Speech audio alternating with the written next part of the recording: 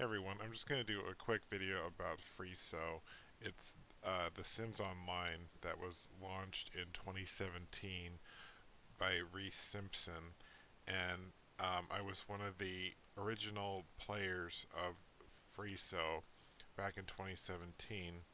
Um, I owned a skill bot called Sunlit Cove Skilling, and I've been playing the game for the past 6 years, even though I've been banned multiple times from the game, which I'll get to in a moment. But I'm also a huge fan of The Sims Online. I started playing it in 2001 or 2, I think, when it first came out. At the time, it was just it was just like a Sims game, but you could play online. It was supposed to be really popular when it came out, but for a few reasons I won't talk about in this video, but it didn't stay around too long. I think it was only online for like 6 years and then it shut down. So a big time passed between when The Sims Online shut down and when FreeSO came and was implemented and launched on its own private server. And the game is still going today in 2023. So people like me were really, thankful of Freeze for doing this for the Sims online community. Um, yeah, and so that's why making this video is so painful, a thing to do. It's kind of a bittersweet thing for me personally to watch The Sims Online turn into, kind of a sad state of what it's in today. In 2017, the game had about, I want to say, 300 people online at any one time. This is like February. The game came out after a month delay, and everything was going fine. We learned quickly that you're not supposed to multi-sim. That's still a problem that has the game has today because you can get 3 sims on your account and you can launch 3 clients and play with yourself on the server, which you're really not supposed to do, for obvious reasons, like the multiplayer money games like pizza. But that's not really where the game went wrong. Technically, it's an excellent game. I mean, it's like flawless. There are so many updates. There's virtually nothing wrong with the game from a technical standpoint. The developer even released a 3D version of the game. But where the game just goes completely off the rails is the social aspect of the game. If anyone remembers back in 2002, 3, 4, 5, back then, what really kind of was the glue, the social glue to this game was a money object called jams, which was a jam canning station that you would use to earn money in the game called simoleons. And it was quite popular with newbies and with long term players. Both new players and old players enjoyed doing jams.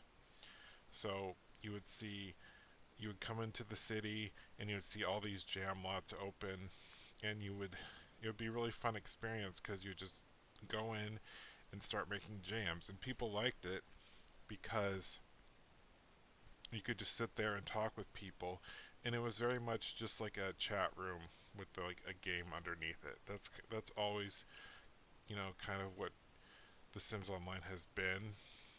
I mean, it's obviously there's things to do in the game, but I wouldn't call the game and things inside the game to be that entertaining. It's the social aspect of the game that really, and the accessibility of the game that really makes it, fun to play and has why it's created so many loyal fans over the years. So what happened was around, I want to say March, barely a month or two after the launch, Reese launched the game. He noticed that this was going on, that people were doing jams a lot, and it was his belief that this wasn't good for the game. So at the time, I owned a skill lot, and I had the idea of maybe, oh, maybe I'll be a money lot, because all these money lots, they make money, and people seem to enjoy it. But to Reese, he didn't like money lots. He hated the idea that people could just click an object and stand there for 5 minutes and then get a reward at the end of it.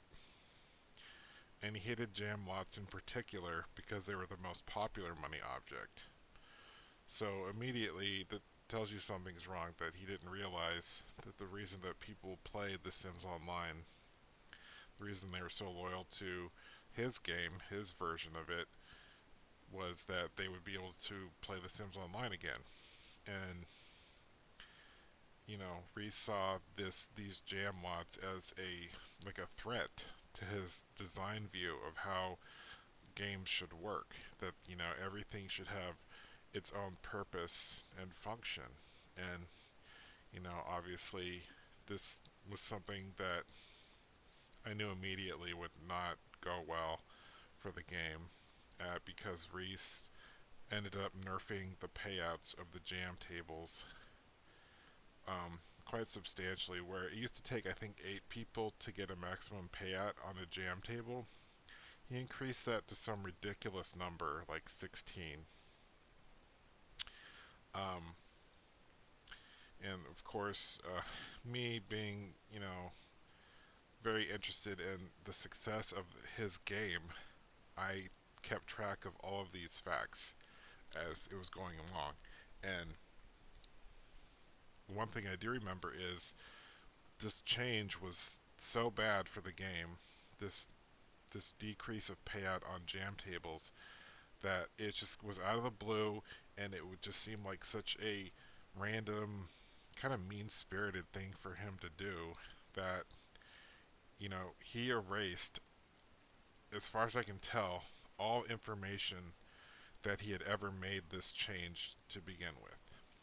So that was like March 2017. I'm talking 6.5 years ago now.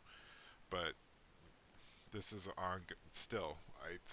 You know, I've wanted to make this video for like 4 years, and I'm just now getting around to it. So this is, you know, just a sad thing to happen to this game, where there are 300 people online.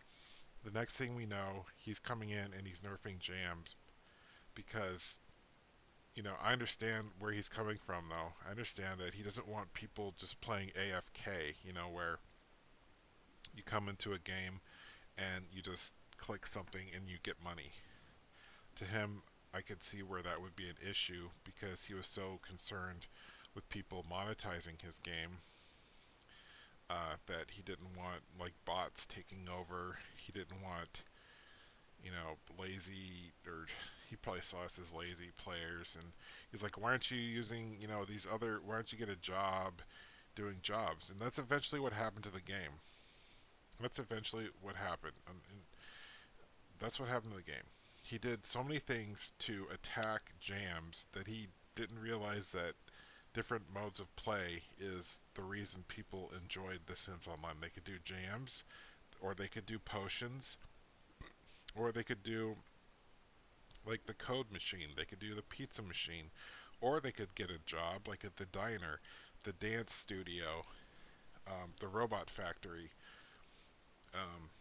There's just a whole bunch of things you could do. But what Reese did over the course of like a year or 2 or 3 is he turned this game into from The Sims Online into a real life simulator, where the only viable course of action in his game is to act like you're just an ordinary person, and your only purpose in life is to work a job.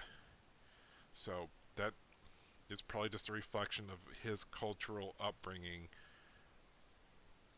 in the UK, and he probably didn't understand, this game from an American's perspective, that we don't view games as real life simulators. We view them as something that should be entertaining.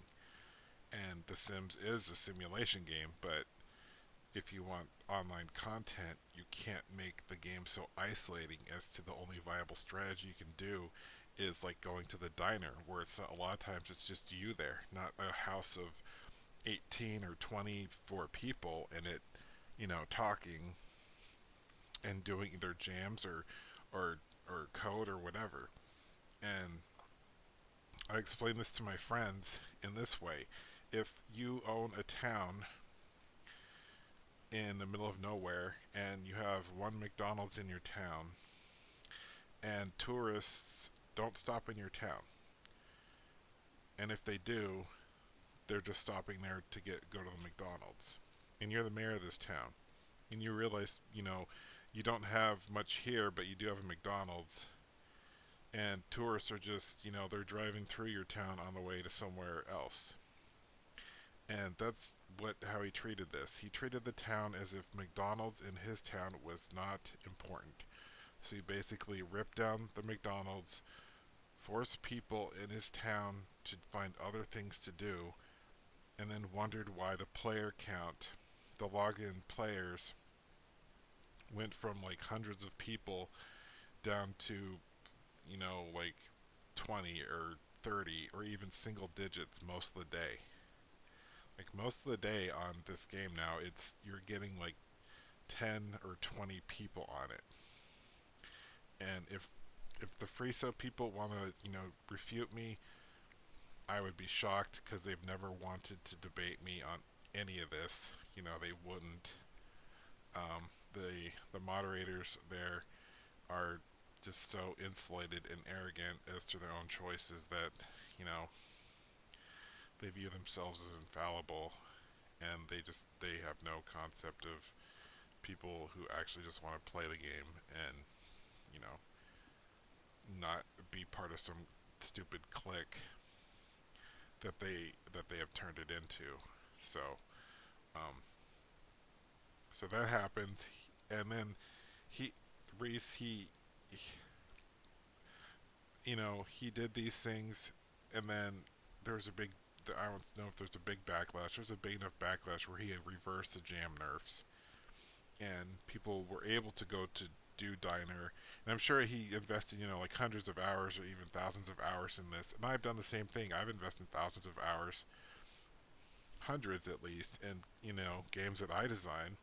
So I understand what kind of effect the changes that you decide have on your game, and if it's a good or a bad change.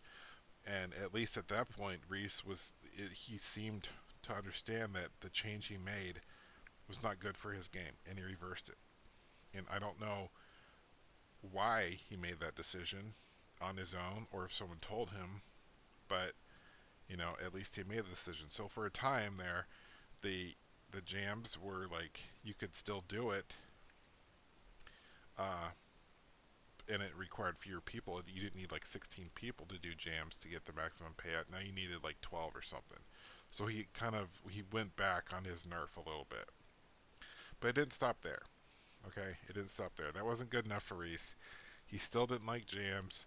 He still didn't like the idea that people were, doing jams, and he didn't realize that jams are a gateway object to the rest of the game. Like they're the first step that you take on a long path to the end game. If there is an end game, there's no way to win, but still, it's the first thing you can do. Is one of the first things you can do that draws you into the game is the jam table. Okay, and like ask anyone who ever played this game, they will know what I'm talking about. But Reese, he'd never really played this game from the perspective as an adult.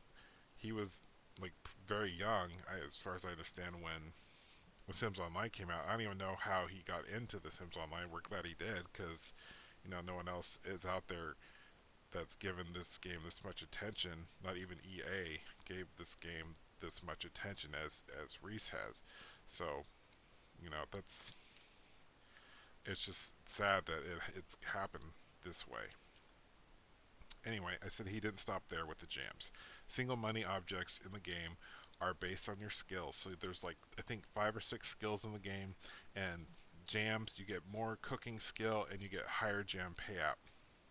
Now, the issue with this, or the benefit of this, is that if you want to learn cooking, you go to a skill lot.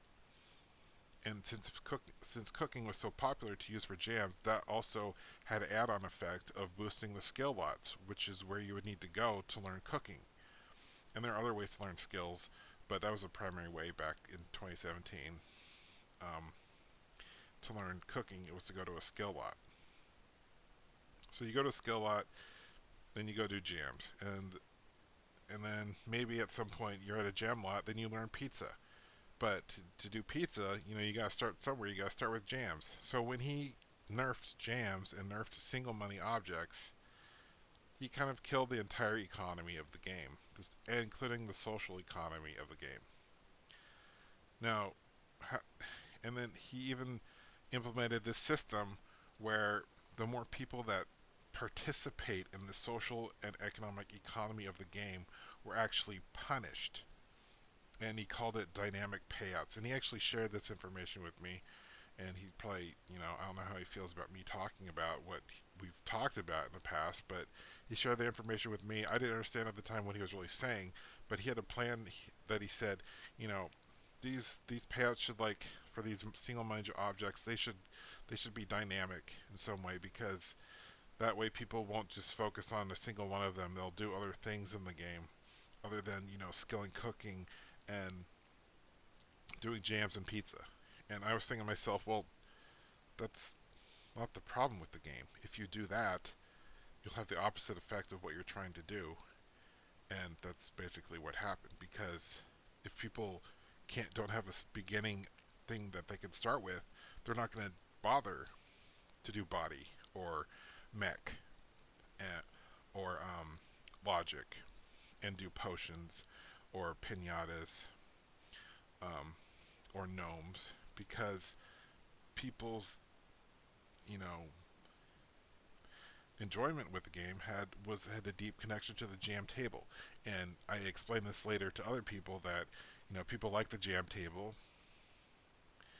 And now that we're getting really technical and really deep in design here, people really like the jam table in The Sims Online and FreeSO because of its visual characteristics. There were 6 visual indicators and like 6 different animations for using a jam table, and that was unique to the jam table. And it was also at waist height. It's a waist height object. If you go into the game, it looks like a canning table. It's like you're in a kitchen almost. And I explain to people, the reason people like jams is there's a visual indicator. It's waist high, so it doesn't take up, it doesn't block the view of your sim when you're rotating around in 2D mode. It like the pinatas do, and the visual indicators are really important for, showing people how much progress they have on these objects. And the added benefit of the jam tables is you don't need to sit in a chair to use it, which is very immobilizing for players using single money objects. But to Reese, none of this factored into his solution that ended up being, his cure for the disease ended up being way worse than the disease. And that was to just make it so that if everyone's doing jams, the more people that do it, the next day after the server reset, or I think it's 9 p.m. on the West Coast, like it's at midnight, it turns over, so it stops being jams, and it starts being something else, like gnomes or pinatas. So what will happen is there'll be 24 people in a lot doing jams. They're having fun, they're chatting, and they're getting into the game. They're learning the game. And then all of a sudden, when you sell your object, instead of getting like $500 at max skill, you're getting like $25. And people are like, oh, what the heck happened? It's like, oh, there's a dynamic payout system now, and you have to look in the newspaper to find out what object pays every day. It's like, what is the point of this? And the point of it was to disincentivize people from doing jams. He hated this. He just hated the jam so much that he ended up killing his own game. He killed his own game because he didn't understand the factors into the reasons why people play that game, why people play FreeSO, why people play The Sims Online. And this gets to where the part where I got banned. I've been banned multiple times from this game, so every time it's sometimes it takes them like weeks. I should say that actually it's taken them years at a time to figure out what account I'm using, but this goes to show like how just like how sad they are that they would just go after players who talk about this stuff. But I raised this issue with Reese. Like this dynamic payout thing came out I think in like December of 2017. It was either 2017 or 2018. It was like pretty near the launch of the game that this dynamic payout system came out, and that was already after he had nerfed jam payouts, single money object payouts, from 8 players. He made it 16 now, which is like doubling the number of people you need on the object to get max payout. This is after he lowered the payouts on them and then tried to cover up any evidence that he actually messed with it at all. And then he implemented dynamic payouts. I want to say December 2017.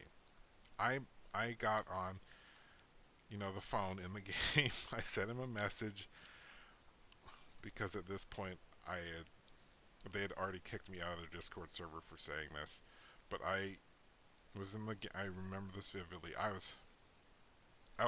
Here's the thing. I was actually in a lot on a money lot complaining to the people who were there about how Reese has made this game so much worse because of his change to money objects.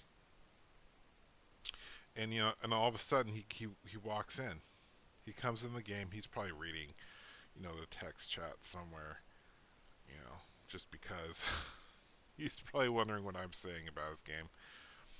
And he comes in, and I start, at this point I'm just so angry that they wouldn't listen to to the problem that I'm trying to address with them, that killing gems like this is just going to make it much more difficult for new players to assimilate into this game, and it's going to just decimate the money lots and the skill lots, which it did. There's barely any left anymore. And he's like, whoa, okay, I was just coming in here to, you know, check on some scripts that were some BS excuse about. I didn't expect, to be able to ban someone today, someone who's been criticizing me for the past 6 months, which I was, and I'm, I would do it again because it was the wrong decision. And he's like, okay, well, I don't see, what's wrong with this, blah blah blah. I don't even remember what he said after that. I just remember being angry. I left the lot. He's like, you sound like a broken record. I'm like, okay, I'm a broken record, blah blah blah blah blah. Broken record, so he bans me. I'm like, okay, fine, bye. I go and create another account. I play for another couple years. I don't know how they must have checked like my MAC address because I think I was on the same computer at the time. But it's like, oh, this is Harry Potter's account. Um, and I was on another account at that time, and they banned me again. And then I created a third account that they recently banned. I don't know if they realize it was me or not, but after this video, if they watch this video, they will. Um, so anyway, the dynamic money objects came out, and it did all the things I was afraid it was going to do. And I'm not saying I have the solution, and now I do because I put thought into it. I put a lot of thought into the systems of the game now that I realize, how important they are to the functioning of the the community.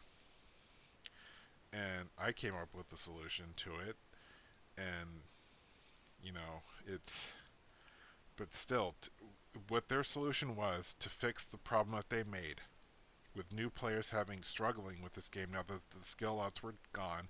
Once jams were gone, nobody needed skill cooking anymore. They could do diner jobs. They just need to go like get some skill points and then go do diner and get money that way, which is feeds into the real life simulator thing that he was talking about. Oh, people just can do diner now, and who cares with the pizza table, and who cares about code, and let's just kill money lots and blah blah blah blah blah because he hated money lots so much. So that's what he did, and their solution to this problem, this cratering player base that went from 300 people down to like a couple dozen at a time, their solution to this was to improve the skill speed that new accounts would get. If your account was 7 days old or something, less than 7 days old, you would get a bonus on your skill speed. But here's the thing, it wasn't at skill lots, it was at like offbeat lots. So what what what is the thinking that goes into this? It's like we're gonna kill skill lots, we're gonna kill money lots, but as a trying to rectify the solution, we're going to give new players a boost on a different lot category altogether. It's like this is after they have completely fragmented the player base into service lots and every other lot in the game. They completely destroyed the social and economic economy of the game and just put everyone into a service lot and put them into a job. And their solution was to even fragment the players even more. Now that you have to go to even more lots to just accomplish the things that you would used to be able to accomplish easily. So this was a desperate attempt to fix the problem that they created. And it was very obvious that it didn't work, and it hasn't worked, and it's not going to work because their whole philosophy has been to make it so players have to visit as many lots as possible to accomplish anything in this game. It's a complete opposite of what this game needs. The player base is so low in this game now that increasing the lot categories is just going to make everything worse because this is a social chat room based game. And if you put everyone on their own separate lot like they've done now, newbies go to the offbeat lots or the welcome lots, and experienced players have to own their own service lot, and if they want to teach, they have to have a roomie there now because he screwed up with that with the skill disable. He just and like the skill lots, there's like 5 left and they're never online. Okay, they actually are online, but there's usually a one open at a time, like one or two skill lots and like maybe one or two money lots at a time. It used to be like 3 skill lots packed. I used to have a money lot and a skill lot that had 24 people in it at the same time. That, that you can't do that anymore. It's like there's just not enough players now. And like they made greening easier, but only at service slots. Now, if you're trying to learn pizza and you're at a money lot and you got friends with you and you degreen so quick, you have to go to a service lot. You have to leave the lot that you're on, go to a different house, someone else's house. It's called a service lot, but it's a different house category. Go there and green up your sim because it goes so much faster there than if you did it at the money lot. So now you're leaving that lot, you're coming back, but oh, you know what happened now? Now there's only 3 spots left, so now your team is broken up. Your pizza team's broken up. That person's gone. Now you got 3 people who are just floating out in space, and there's that. Because Reese is just obsessed. He is obsessed with getting people to use lots other than like money lots or skill lots, and it's destroyed the game. It has destroyed his game.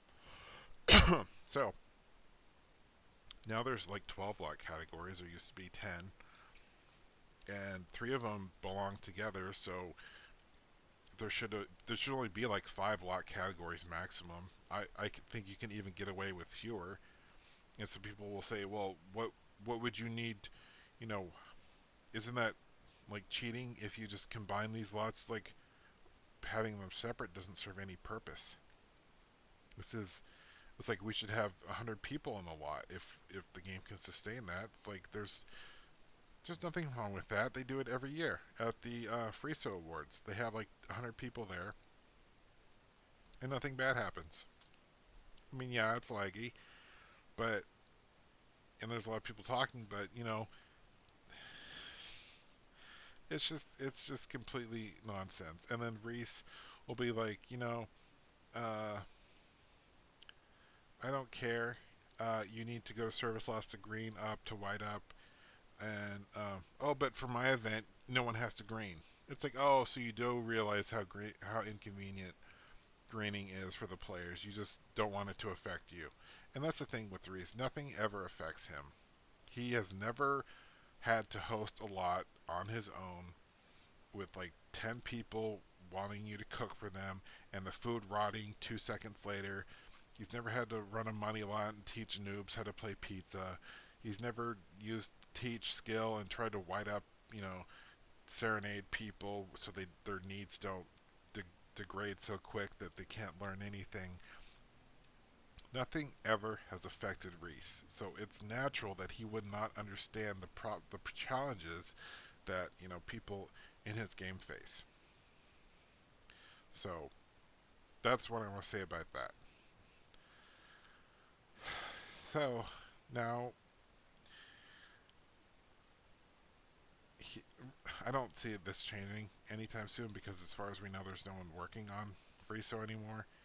Um, they do events like every year, and last year was a complete disaster to the point that they just didn't. They realized how bad they screwed up. They didn't even give out the last prize because it became very obvious very quickly that um, punishing half the player base for getting in second place was kind of a bad move and kind of just like something that he would do. Um, it was kind of funny to me though because I saw this a mile away. Basically, what happened last year in the Halloween event is we were supposed to gather candy and turn it in, and the whole town was divided into 2 teams. There was like Team Trick and Team Treat, and I don't remember which team I was on, but I remember one of the teams had like equal, they had their players, and our team had our players, and the goal was to get as many candies turned in as possible, and whichever team reached these benchmarks would get the reward. And then for the very last contest, he the goal is like 150,000 candies or something, and the team that got to 150,000 candies first got some amazing prize. And it's like, okay, do you realize what kind of problem this is going to create for your community if you award half the town a prize and you give the other half the town nothing, even if they do like 99.9% of the work as the other team did. It's like that's basically equal. These teams have basically tied um, at the finish line, and you're just gonna step on the team that lost. You're just gonna throw them in the trash, and they realized that that was like a really mean thing to do, because the team that lost, all those people that were on that team, like were busting their butts trying to get these candies, and it was very time consuming for them. People would be on like all night getting these candies, and to just spit in their faces like that is just totally something Reese would do. And his heart's in the right place. Uh, and we're really lucky to have this game back. But doing that is just it's just mean, and I'm sure it wasn't intentional, but I'm glad that they realized that it was a bad move, and just decided that neither team would win anything. Because honestly, that was a better outcome for the entire community, for neither team to get anything. And maybe, but maybe he decided that was just he was going to punish us, so maybe he didn't have his heart in the right place. Honestly, I don't know. I really can't figure him out sometimes. So, um, yeah. Anyway, these images you're looking at are not in-game images or images I made. These are all features that I designed, um, like this, the skill trees and the combat menu, the item menu, all that stuff. I designed those. So anyway, so I got talking to some other people, and I won't name them, but I'm sure everyone knows who it is, but they have other servers now for free. So I'm encouraging you to try them. I I find it hard for this game to I find it hard to play this game when there's so few people playing any of them. And it's really hard to start another server of these to get a critical mass you need, especially with the features that are kind of built into this game now that are just so bad for player quality of life, like the degreen speed. And that was another thing I mentioned to Reese. Hey, do something about degreening. We degreen too fast, and they did. They came up with whiting, so now you have 50% overfill on your needs, like bladder, hunger, energy. Some of them go up to 200%. But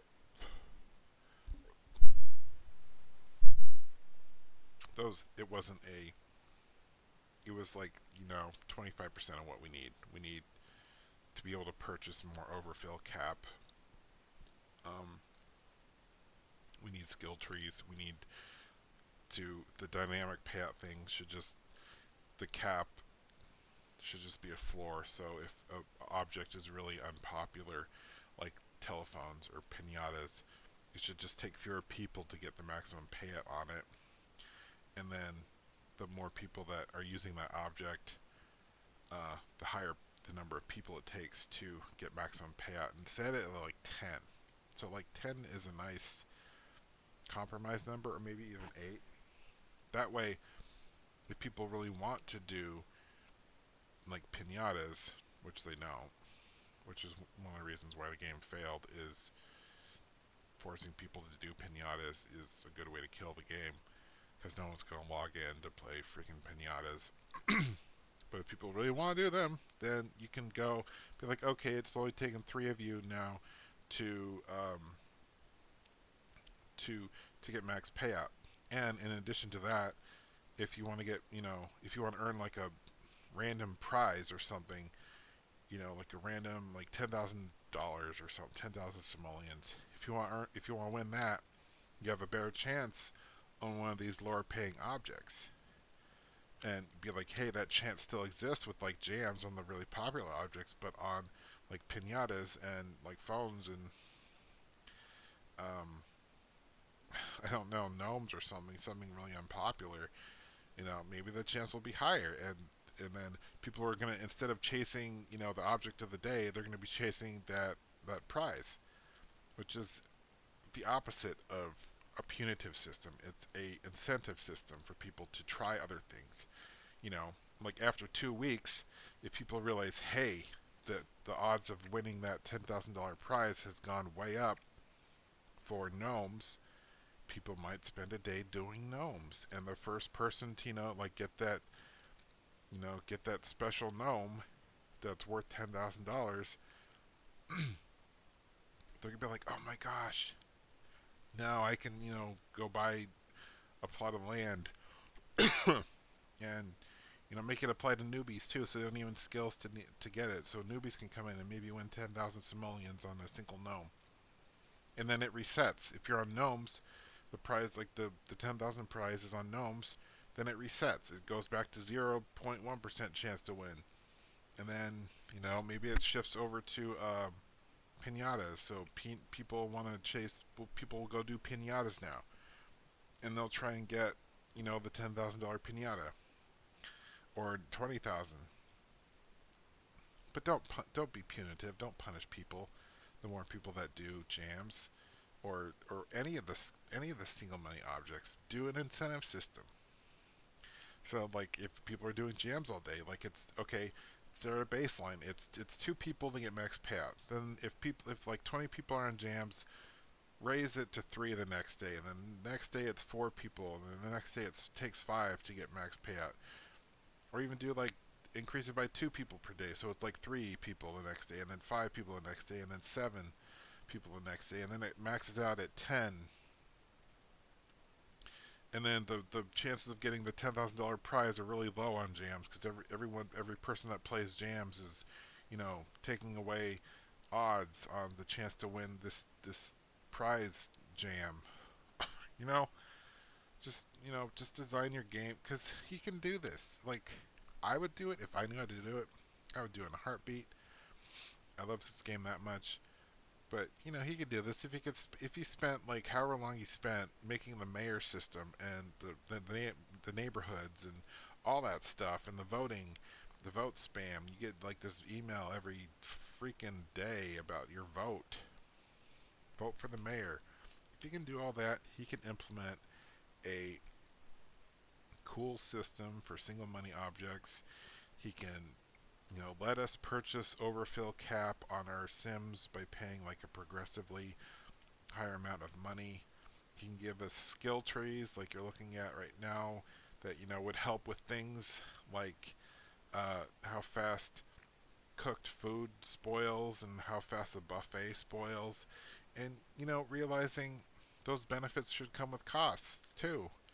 But at least let us have that flexibility. Don't just punch on us and punish us for doing jams. Don't make it your life's work to view jams as the devil. You know, there's multiple ways to do this. So that's that's how you save FreeSO. Or and then he's also expanding. He's expanded the use of NPCs like zombies and skeletons in the game, which is really brilliant thing to do. That's a very good thing to introduce in this game because this is a perfect kind of game to play a casual kind of RPG uh, uh, game. It's like a game within a game almost, where you can go around and uh, like hit the zombies and get candy out of the zombies, or maybe instead of dropping candies now they drop items, and you have like an item screen now, and now your sim has stats and not just skill levels. He has stats now like strength, and you can anyway. Possibilities are endless there, but we're just now. This game is almost 7 years old now, and hopefully at some point it will be back to where it was in 2017, 2018. But in the meantime, you know, who knows? Time will tell. Anyways, comments, leave them below. If you have anything you want to share about FreeSO or The Sims Online, if you want to do a video and tell me about them. If you agree or disagree with anything I said, leave your comments below, and I'll see you next time.